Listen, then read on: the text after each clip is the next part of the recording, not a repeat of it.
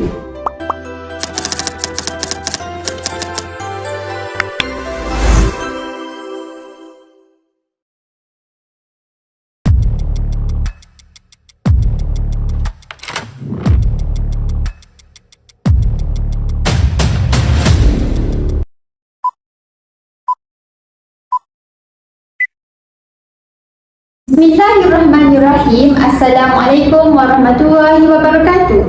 Alhamdulillahirabbil alamin wassalatu wassalamu ala asyrafil anbiya'i wal mursalin wa ala alihi washabbihi ajma'in. Alhamdulillah dan setinggi-tinggi rasa syukur kehadrat Ilahi kerana dengan limpah dan kurnianya dapat kita berkumpul bersama-sama dalam menjayakan forum perdana Ehwal Islam yang bertajuk penyelewengan akidah dalam kalangan umat Islam serta langkah-langkah pencegahan dan pengukuhannya. Sebelum mengupas tajuk ini dengan lebih mendalam, terlebih dahulu mari kita berkenalan dengan dua orang ahli panel kita pada hari ini. Baiklah, di sebelah kanan saya, ahli panel pertama yang segak lagi tampan bergaya iaitu saudara Afiq. Apa khabar saudara Afiq? Kabar baik, bagaimana dengan saudara? Alhamdulillah, saya di sini baik-baik saja. Seterusnya kita pergi kepada ahli panel kedua kita iaitu saudari Asmida Ayu berbaju kurung. Apa khabar saudari Asmida? Kabar baik saja. Bagaimana dengan saudari Mudarata? Alhamdulillah, saya di sini sihat-sihat juga. Sebelum kita pergi ke topik yang akan dibincangkan, kita pergi kepada maksud akidah dahulu. Akidah dari segi istilah bermaksud kepercayaan dan keyakinan tentang kewujudan Allah Subhanahu Wa Taala serta sifat-sifatnya dan kesempurnaannya. Akidah adalah ikatan yang merupakan pegangan asas bagi umat Islam. Penjagaan akidah dan tauhid adalah perkara yang dilakukan oleh Islam dalam penetapan syariat. Akidah yang utuh bagi seorang Muslim ialah melibatkan kepercayaan dengan rukun iman dan sebagainya. Keruntuhan akidah boleh menyebabkan runtuhnya agama dalam diri seseorang. Oleh itu, perkara utama yang perlu dipelajari oleh umat Islam adalah ilmu akidah bagi memastikan agama yang kekal hingga ke akhir hayat. Namun, sejak akhir-akhir ini, pelbagai ancaman akidah yang menyerang umat Islam dan ia datang daripada pihak luar dan juga daripada umat Islam sendiri. Mereka mendakwa bahawa ajaran sesat ini sebenarnya ajaran Islam, tetapi hakikatnya ia bercanggah dengan Al-Quran dan As-Sunnah. Akan tetapi tidak dapat dinafikan bahawa fenomena penyelewengan akidah bukanlah satu fenomena yang baru. Bahkan fenomena ini telah wujud ketika zaman Rasulullah SAW dengan kemunculan beberapa orang yang mendakwa diri sebagai Nabi. Sehingga sekarang masih terdapat kumpulan ajaran sesat yang dikesan di Malaysia. Isu ini menjadi semakin berleluasa dari hari ke hari.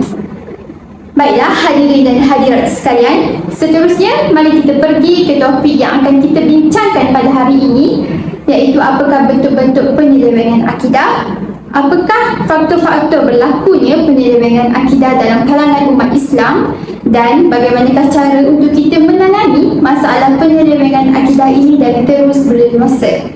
Baiklah, sebelum saya menyimpan dengan lebih jauh soalan saya pada panel pertama, apakah elemen dan bentuk-bentuk penyelewengan akidah dalam kalangan umat Islam? Terima kasih saudari moderator. Indah berbalam si awak petang, beranak di sedah berpohon ara. Pemanis kalam, selamat datang. Awal bismillah, pembuka bicara. Bismillahirrahmanirrahim. Terima kasih kepada saudari moderator kerana telah melontarkan soalan berkaitan dengan penyelewengan agama.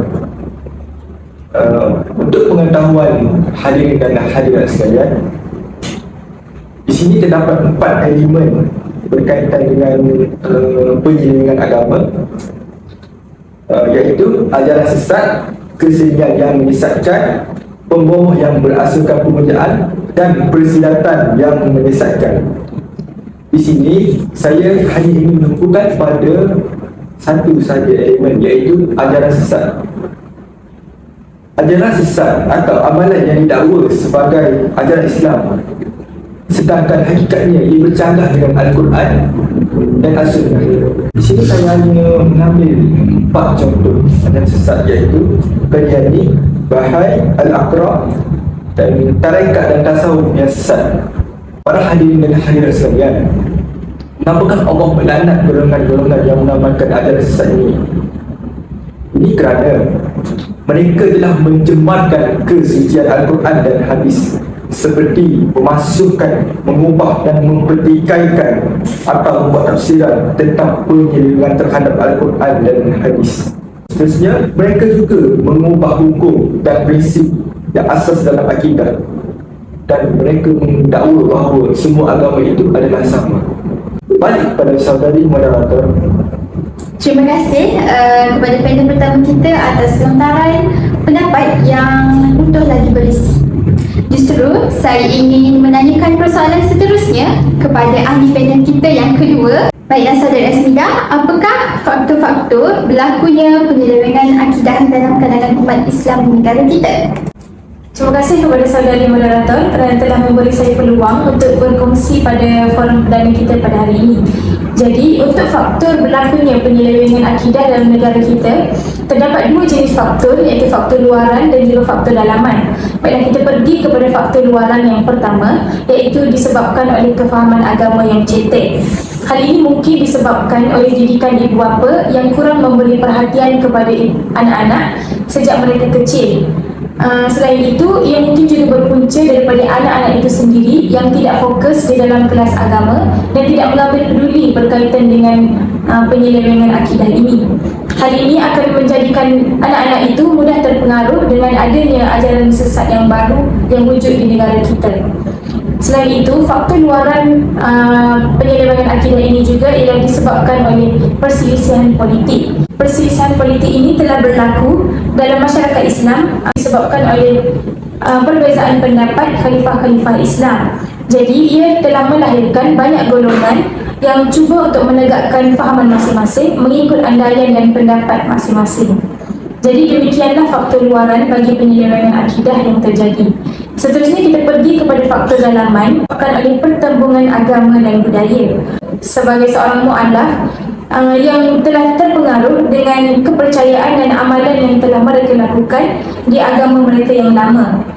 Jadi mereka tidak dapat membezakan apa kehendak ajaran Islam. Ini terbukti bahawa sebagai umat Islam kita perlu menyelidik kebenaran yang sampai kepada diri kita, seperti yang telah diceritakan dalam dalil, ya ayyuhallazina amanu in ja'akum fasiqun binaba'in fatabayyanu an tusibu qauman bijahalatin fatusbihu ala ma fa'altum nadimin, yang bermaksud wahai orang-orang yang beriman, jika datang kepada kamu orang fasik membawa sesuatu berita, maka periksalah dengan teliti agar kamu tidak menimpakan sesuatu musibah kepada sesuatu kaum tanpa mengetahui keadaannya yang menyebabkan kamu menyesal atas perbuatanmu itu. Jadi jelaslah bahawa kita perlu menyelidik kebenaran atau apa-apa fahaman kehendak ajaran Islam yang sebenar supaya kita jauh daripada terjadinya penyelewengan akidah. Kembali kepada moderator. Terima kasih saudari Asmida. Begitu hebat kata-kata atau pendapat yang diutarakan oleh panel kita sebentar tadi. Diharapkan kita dapat mengambil iktibar dan menjauhi dari menjadi seorang yang menyeleweng akidah. Sekarang kita perdengarkan pula pendapat dari kedua-dua panel kita langkah-langkah pencegahan penyelewengan akidah. Kita mulakan dengan panel pertama kita, iaitu saudara Afiq. Silakan saudara Afiq. Terima kasih saudari moderator. Ke atas soalan yang dilontarkan daripada moderator tersebut tadi, langkah pencegahan bagi penyelewengan akidah ini dari golongan individu, antara langkah yang mudah yang boleh diamalkan bagi memelihara akidah dari terpesong ialah dengan mempelajari Al-Quran dan As-Sunnah berdasarkan Al-Quran dan As-Sunnah itu sendiri. Kita adalah belajar daripada guru yang telah diiktirafkan dalam bidang tersebut. Selain itu, individu juga perlulah sentiasa berdoa kepada Allah SWT agar diberi ketahanan dalam akidah bagi mengelakkan daripada terpengaruh daripada ajaran yang sesat.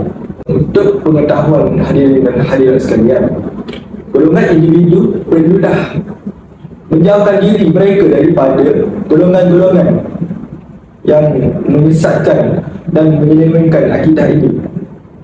Hal ini kerana ia dapat mempengaruhi fikiran mereka dan dapat menjerumuskan mereka kepada ajaran sesat.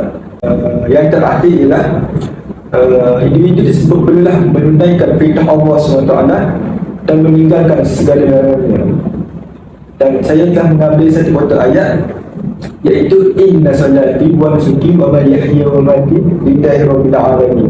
Sesungguhnya salatku, ibadahku, hidupku dan matiku hanyalah kerana Allah, Tuhan seluruh alam. Berbalik kepada saudari moderator.